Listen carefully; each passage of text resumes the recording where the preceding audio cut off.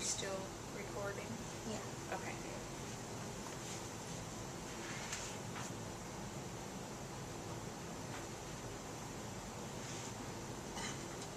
And then we had an E adjustment, and that was for our salaries. Accrued salaries, $2. What accounts do we use for this adjustment?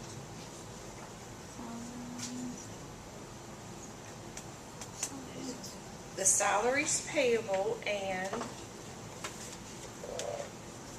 salaries expense. Right.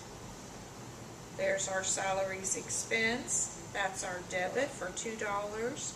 Our credit is going to be our salaries payable for $2.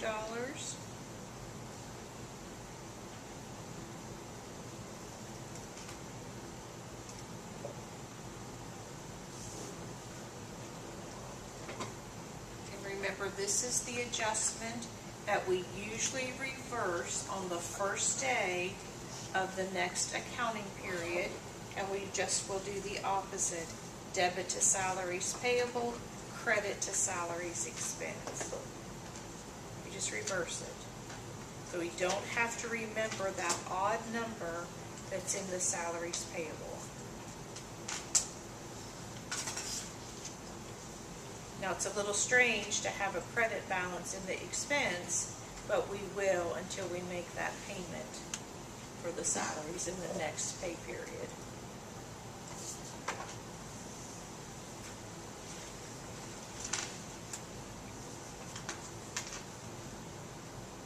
Let's total those two columns.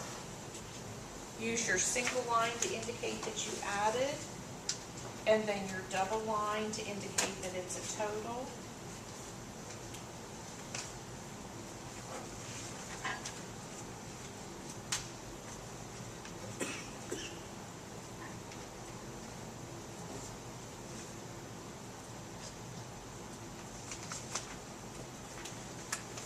What total do you have?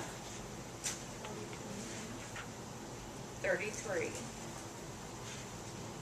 Now let's carry our numbers over to the adjusted trial balance.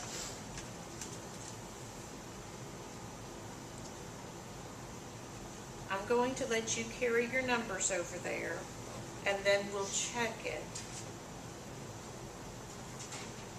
Merchandise inventory and income summary are a little different. So carry your numbers over to the adjusted trial balance, and every account should have a number.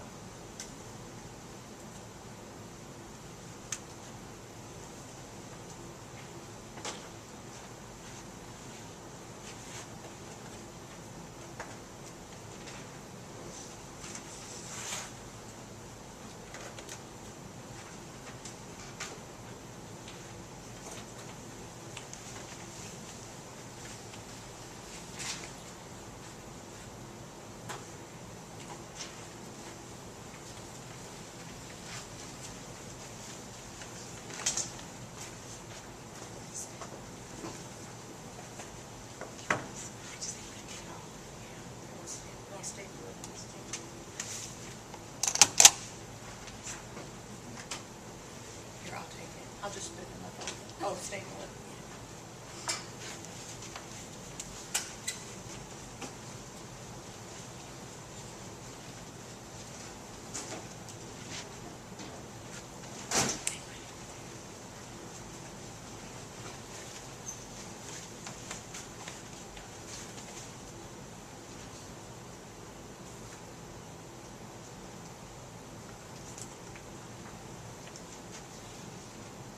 We have 5 minutes. Let's see if we can't get finished.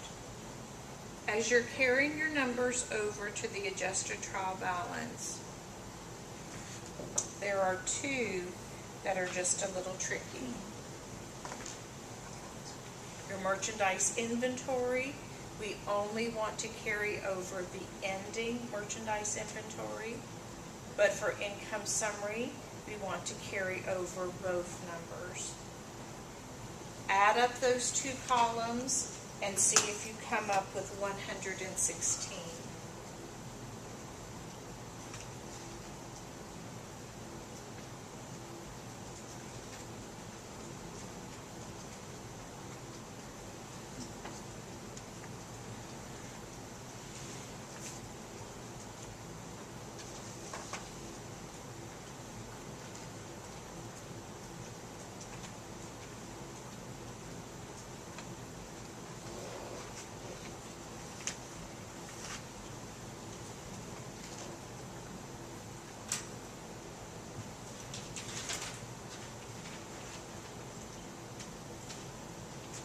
$116? Yes? Okay.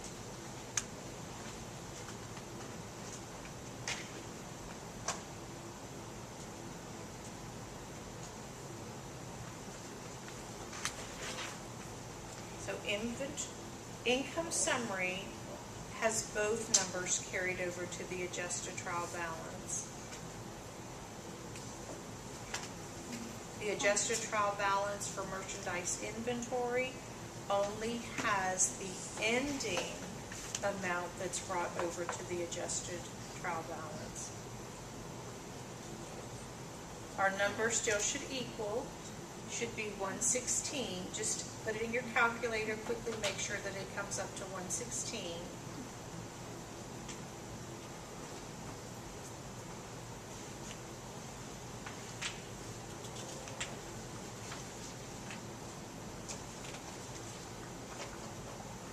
I would write above the income statement that it's the ICE accounts, and above the balance sheet, it's the ALO or the ALP accounts.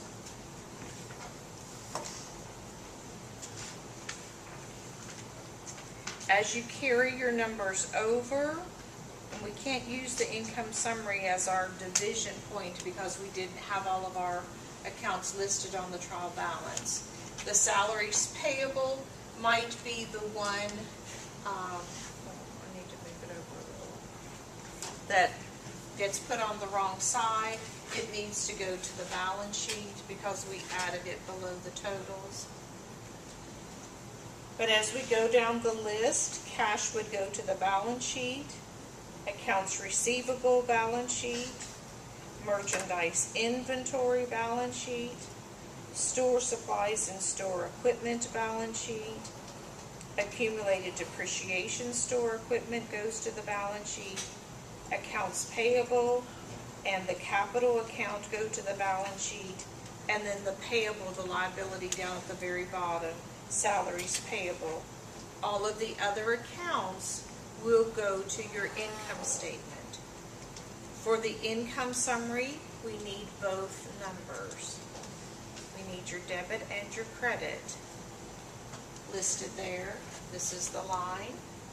And then everything else, income, cost, and expense on the income statement. We have income summary, our revenue, which is sales, our contra revenue account, sales returns and allowances, our purchases account and purchases discount. What kind of an account is purchases?